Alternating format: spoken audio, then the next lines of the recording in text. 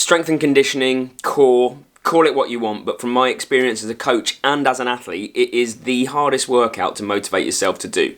Maybe it's something to do with the fact that you're not actually swimming, cycling or running, so it really doesn't feel like you're making progress in that area. Well, Simon Ward, who is multiple 220 magazine triathlon coach of the year, suggests that up to a quarter of all of your workouts should be core and strength and conditioning focused. So what I'm going to do this week is I'm going to give you some suggestions of how you can factor in strength and conditioning and core exercises into your everyday life with almost no additional effort, no additional time needed. Sound too good to be true? Let's see.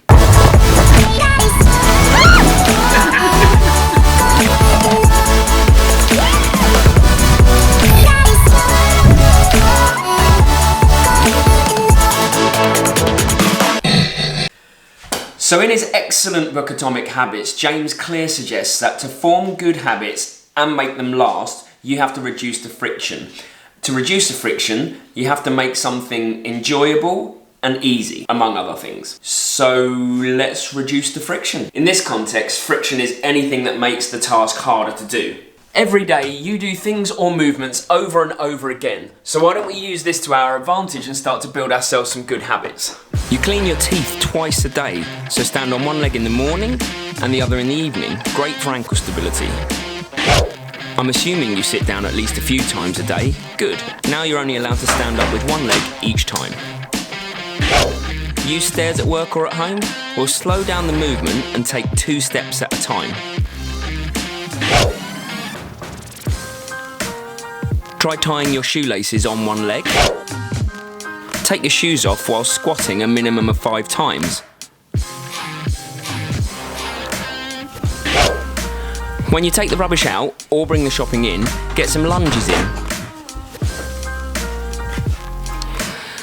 Loading the dishwasher, squats it is. Sitting in your car, do something as simple as engaging your core whilst waiting at traffic lights. Making breakfast, coffee or tea, car phrases while waiting. And although this one might not be exactly the type of movement that you do in your everyday life, maybe think about doing a plank for like a minute before you allow yourself into bed. Yes, this may sound a bit silly.